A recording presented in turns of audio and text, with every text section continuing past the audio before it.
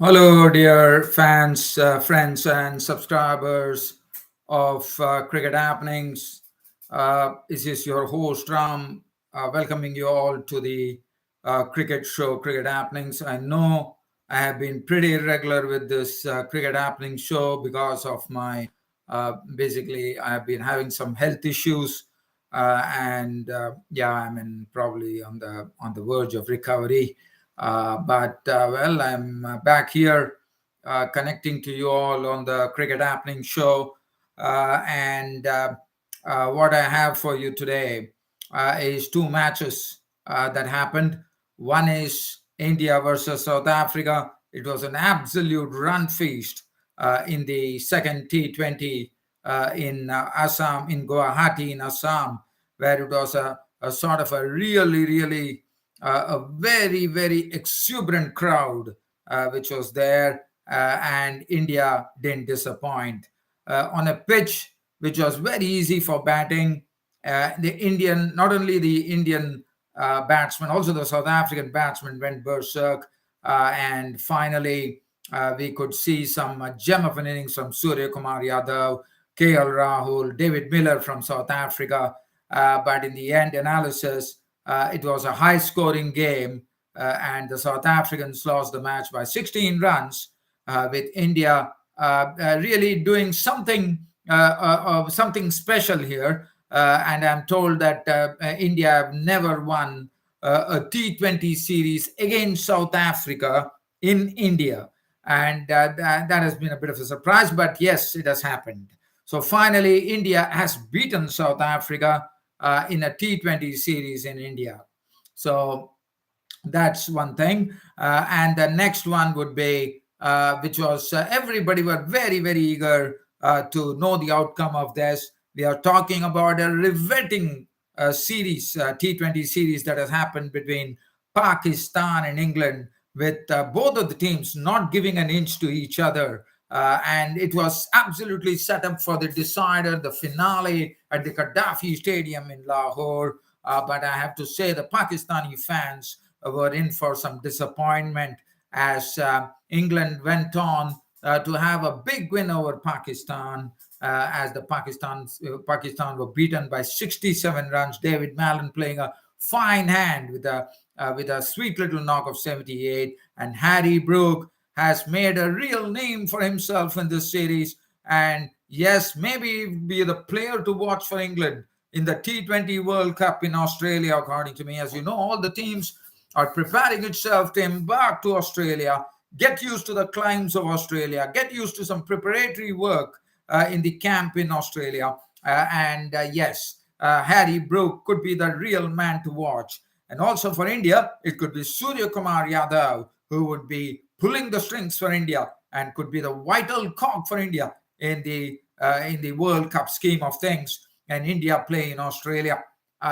So that is one thing. And also another thing is that the one-day international series, which is coming up against South Africa on October the 6th, has been announced. And this team, as you know, the Indian team would be embarking to Australia for the T20 World Cup. So there have been some, Shikhar Dhawan will lead the Indian team, and there has been, definitely this is a matter of great pride for two rookies from India. It is Rajat Patidar, who has been scoring very heavily in the IPL. Then he went on to score be the highest scorer in the series in the recently concluded India A versus New Zealand A series. And he has also scored tons of runs in the Ranji Trophy. And here comes Rajat Patidar, a very exciting batsman at that.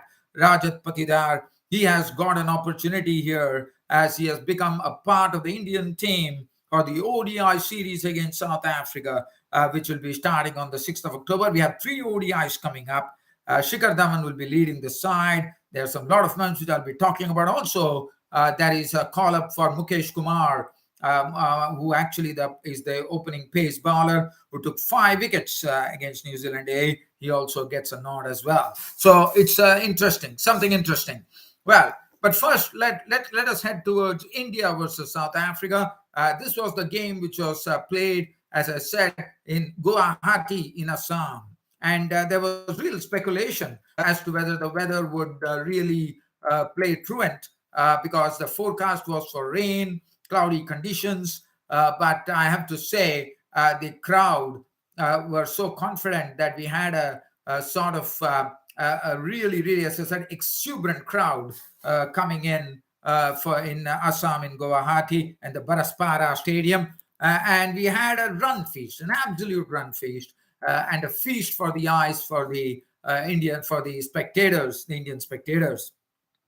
Now, talking about this game, it was a crucial game for South Africa to keep themselves into this particular three-match series, but it was not to be. And as I said, India finally beating South Africa in a T20 series in India, as I said, for the first time. India winning the match by 16 runs. As I said, the pitch was basically, the commentators felt that probably there was some grip on the pitch, but well, we couldn't see anything. I mean, I would say that it was, even though the spinners probably got a bit of, just that bit of sort of assistance, one could call, but a very, very sort of I would say a very lean assistance, one could call. And India versus South Africa, what a game it was. India were the ones who batted first, and they plundered runs an absolute will as they raised another 200 total, which probably is their fifth 200 total they have raised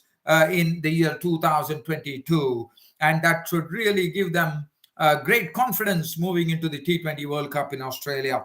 And what an opening start for India. 96 runs, and let's with the 237 which was scored by India, every batsman who came there at the center really, really made a statement. KL Rahul was superb in his knock of 57 of just 28 deliveries, and the way he used his wrist and his bottom hand to flick those balls into the spectators was an absolute sight to watch. And no wonder he was named the man of the match for his splendid innings of 57 at the top of 28 deliveries, which included 5 fours and 4 sixes. Rohit Sharma, the captain, was also good. Probably got a sort of a he got hit on his finger, but nevertheless still played a good hand of 43 of 37, of 7 fours and 1 6. Virat Kohli was there in an accelerating partnership where the main scorer was none other than Surya Kumar Yadav. And Surya Kumar Yadav, we all know now, he is the he has scored the maximum number of runs in 2000. He's on the top ranking in the cricketing world in T20 matches, and what a player he is. And look at the range of his strokes. He's already been called a 360 player after A.B. de Villiers of South Africa, and here comes Surya Kumar Yadav. It's a new era in Indian cricket as far as Surya Kumar Yadav is concerned, and one saw what he can do with the bat. His bat is like a magic wand that he wields, and you could see him basically reaching to deliveries and putting them over the fence and into the fence. And the way he did this was simply breathtaking, according to me. Yes, the South African bowlers were absolutely guilty. This was a very, very good South African bowling lineup, and probably this would be the composition when they head towards the T20 World Cup in South Africa.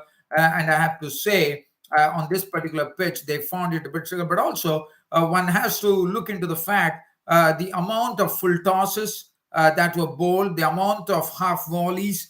So there were a lot of loose stuff being served by the South African bowlers, which were disappearing into the fence and over the fence. And they have no one else but to blame themselves for that. If you look at the bowling figures there, that would really tell you the real story there. Rabada, the prime strike bowler, was struck for 57 runs of his 4 overs. Wayne Parnell's 4 overs cost him 54, and these two bowlers could not get any single wicket. And there was another bowler, Lungi Giri. He tried his slower stuff, which he's good at, but these were dispatched to the fence and over the fence. 4 overs, none for 49 for Lungi Giri. The other pace bowler, Nokia, 3 overs went for 41, which is a very rare sight to see Nokia being hit with such severity. But the Indian batsman, as I said, Surya Kumar Yadav, was in prime form. What a knock from him.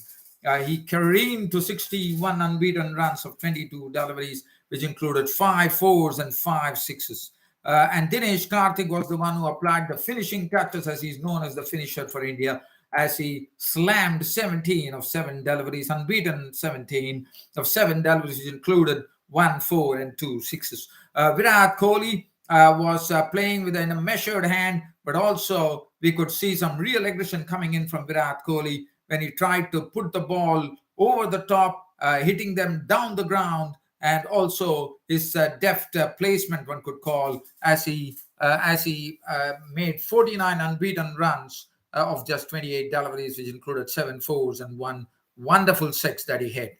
237 for three, India raised the bar there. Keshav Maharaj, the bowler, as I said, the spinner Keshav Maharaj was the only bowler who could really have a handle on the Indian batsman.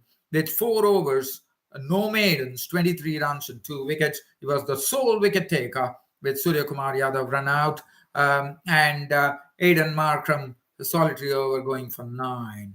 The South Africans, in their chase, really were once again put on the back foot by Arshdeep Singh as he took 2 wickets in 2 deliveries.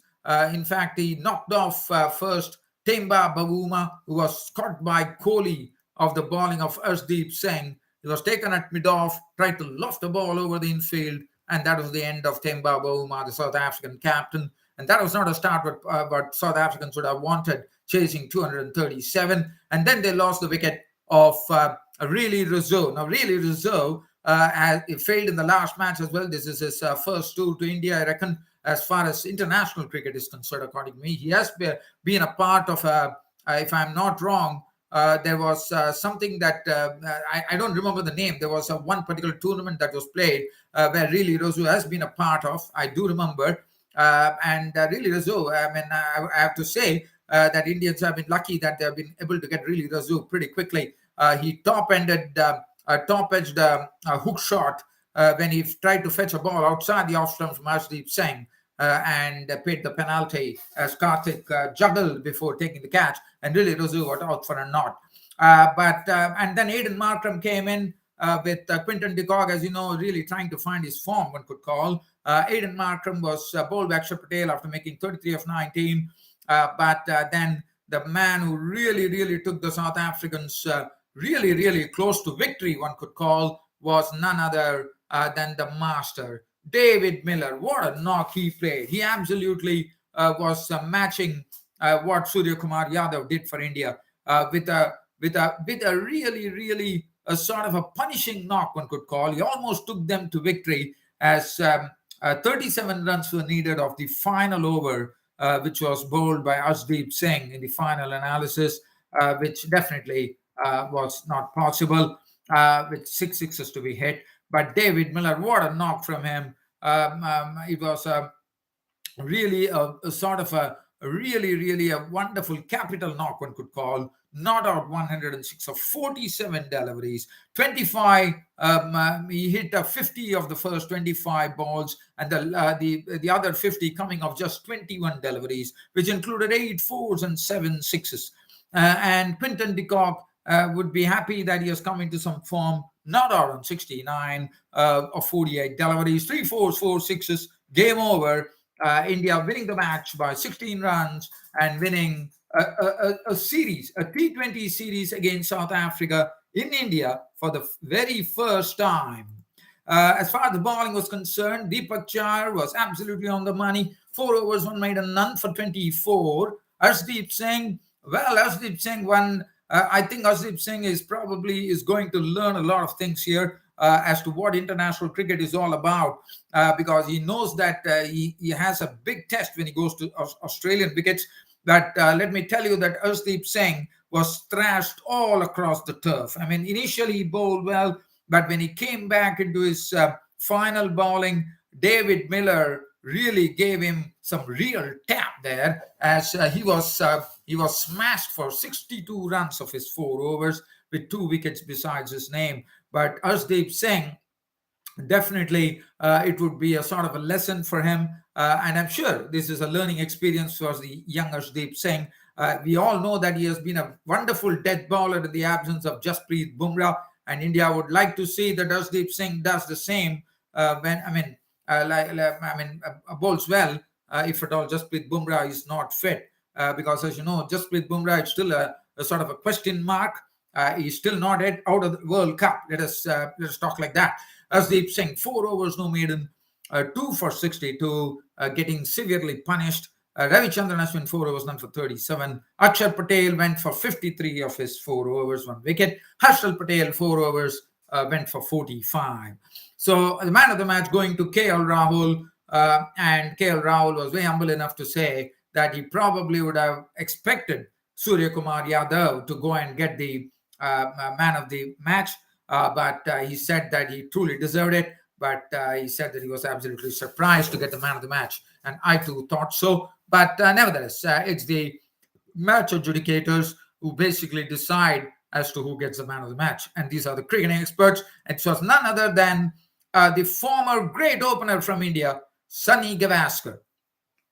Well, now we head towards Gaddafi Stadium in Lahore, and that was the riveting series that has happened. And I think this was the most exciting T20 series that we have got to watch in the England tour of Pakistan, as England. But definitely, as I said, it was a huge disappointment for the fans assembled at the Gaddafi Stadium in Lahore today, as one would have expected sort of a grand finale, a grand decider. But unfortunately, everything was up in flames for Pakistan, as England, after making 209 for 3, one probably thought Pakistan would challenge it. But once their top guns, Babar Azam and Mohammad Rizwan, were dismissed cheaply, it was all over for Pakistan. Pakistan definitely did not give up any fight, and they were reduced to 142 for 8. England winning by 67 runs, probably a damn squib, one could call, and that's what happened.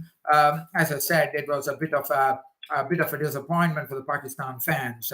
Now, looking at the England batting, 209 for 3 was built around the David Mallon innings, which had a sort of a real timing written over it. It was the man of the match, 78 of 47, 8 fours and 3 sixes. Salt was run out for 20 of 12, 3 fours. Pakistan would have been very happy to see his run out. Alex Hales out for 18, LBW1 Mohammad Hasnain. Ben Duckett, who has been a very, very consistent throughout this particular series, which is good to know, which is a refreshing thing for England.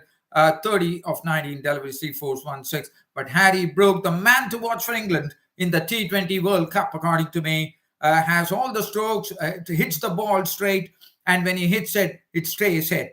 And Harry Brook once again played that cameo role that he is known for, as in the final analysis, he was the one who took the England total past the 200 mark of 209 for 3, with this contribution being a hard-hitting 46 of 29 deliveries, which included 1 4, but included 4 sixes. And I said, this man could be the X factor for England in this T20 World Cup in Australia. As far as the bowling was concerned, Mohammad Nawaz, 1 over for 12. Mohammad Hasnain, 1 for 32. Mohammad Wasim got some thrashing, 4 overs, 1 for 61. Harris Rove was on the mark all the time, 4 overs, none for 24. Shadab Khan got some real stick from the English batsman, 3 overs, none for 39. And Iftikhar Ahmed went for 34 of his 4. Now, it was the turn of Pakistan to chase 209, which was definitely a big total, no doubt about it. And look at the Pakistani card there. As I said, these two top guns are the openers. One is Babar Azam, the captain. He was dismissed for just 4 runs as he was caught by Brook or the bowling of Vokes, as he tried to hit the ball through the short cover region, and that was the end of Babar Azam. And there was a real lull in the stadium, and Mohammad Rizwan was clean bowled by Topley. What a delivery from this tall guy, Dan Topley. I've been really impressed. I've seen him bowling against India when India were in England. He took some wickets, and I think he's a great prospect. I'm not sure whether I hope he's in the T20 World Cup for Australia, but I'm not really sure. I need to check my records. But I think Don Topley would be quite a handful on the Australian pacey and bouncy wickets, if at all he figures in the England team for the T20 World Cup. But just talking about this particular delivery from top leg, I mean, Mohammad Rizwan was the batsman. We know that what a price he puts on his batting. And Mohammad Rizwan got a ball that was probably swerving in. I mean, at the last moment, the ball just moved that bit shade, and Mohammad Rizwan was on to the flick shot, but the ball straightened at that last moment and went on to hit the off stump. What a delivery from Don Topley, and he took the prize wicket of Mohammad Rizwan. So he was gone, and after that, as I said, once these two people were gone, it was going to be a very, very tough assignment chasing 209. But Shan Masood stuck it out at the center, but he got some little support, one could say, from Iftikhar Ahmed, who made 19 of 16 three boundaries, and Kusdil Shah made 27 of 25 with 1-4 and 1-6. But Shan Masood, well, he tried his best, tried to stay there, but to no avail, as he collected 56 of 43, 4 fours, 1-6. And I think the lower middle order and the lower order could not do much. Asif Ali was out for 7, Nawaz for 9, Wasim for 5, Rauf was not out 1, Hasnain not out 5. Game over, 142 for 8. And as I said, the Pakistani fans were in for some real disappointment after this particular series had promised much. Let's look at the bowling figures here. Chris Foakes, 3 for 26 was superb. 1 for 34. Reece Topley, been really impressed, especially the delivery that he bowled to Mohammad Rizwan. David Willey, 4 overs, 222 was really, I have to say, very economical there. Adil Rashid, 1 for 25, did his job well. Moeen Ali, none for 5. Sam Curran, 3 overs, 1 for 27. And as I said, the man to watch in the T20 World Cup, according to me, is the man, Harry Brook, the young Harry Brook, who has shown what an innovative cricketer he is. 238 runs in the series, and he's going to Australia for the T20 World Cup. The man to watch in the T20 World Cup in Australia for England. Harry Brook, who was named Player of the Series, and David Mallon was given Player of the Match. Well, just to come to a conclusion of this cricket happenings, I have to just say congratulations to two players who have made it. As you know, all the top players, or probably all the main players, will be leaving for Australia after the final T20 match. It will be a mere formality for India against South Africa. And after that, the ODI series kicks off on October the 6th. And everyone would be leaving for Australia. So we are looking at some fringe players who probably tomorrow might play for India. But I have to say, there are two players who already made it to the cut to the Indian team. And congratulations to them. One is the heavy scorer, Rajat Patidar, who made waves in the IPL, scored tons of runs in the Ranji Trophy for his team, Madhya Pradesh. And now he comes in, and also against the recently concluded India A versus New Zealand A, he scored tons of runs, and he was named, he was the main scorer, and he went on to get an Indian cap here. He has been selected in the ODI team for the South African ODI series. I'm going to go through the teams. Shikhar Dhawan will be the captain, will lead the team. The Shreyas Iyer will be the vice captain of the team. Ruturaj Gaikwad, Shubman Gill, Rajat Patidar, who gets the job. The other new bloke in the team is the pace bowler Mukesh Kumar, who took 5 wickets against the New Zealand A team. And probably that has really clinched his place there. Mukesh Kumar, the opening is a quick bowler. Rahul Tripathi, Ishan Kishan, who has gone out of favor from India after playing in the last World Cup, one could call. Sanju Samson, really riddle as to Sanju Samson not finding a place with a healthy competition going on in the Indian team for the T20 for the World Cup. Shahbaz Ahmed gets another opportunity. Shardul Thakur, Kuldeep Yadav, Ravi Bishnoi, Avesh Khan, Mohammad Siraj, who would be Mohammad Siraj, Deepak Chahar, and Shreyas Iyer are the reserves for the T20 World Cup for India, and I am sure they would be leaving as well. Well, dear fans, subscribers, an absolute pleasure bringing you this cricket show, Cricket Happenings, after quite a long time, as I said, as it has been a bit of a very tough ride for me as far as my health is concerned. Well, dear fans, subscribers, but it was an absolute, as I said, a pleasure bringing you and getting connected to you on this Cricket Happenings show. I will once again be back next week, and definitely I will make it a point when the T20 World Cup starts. Probably, as I said, this is not a full-time job for me. If cricket becomes a full-time job for me, then probably I can wax eloquent day in and day out. But I wouldn't be able to unless cricket becomes my bread and butter. So I have to wait for it, and I wouldn't be. I'm not promising anything. I might probably, but still, my cricket Twitter page will be absolutely alive during the T20 World Cup, and also I will try to jut in sometimes. Keep an eye on my cricket website as well, and I'll try to jut in into YouTube probably, but not making any promises. But Saturday and Sunday for the weekend, definitely you will be seeing me in full action in the T20 World Cup in Australia. Well, really looking forward to the T20 World Cup in Australia. Probably the countdown has just begun. I think, if I'm not wrong, 16th of October would be the World Cup would kick up, I suppose. But I just don't know the date, so I don't want to hazard a guess here. Well, dear fan subscribers, again, it's been a pleasure, and look forward to your company once more next week. And until then, it's goodbye.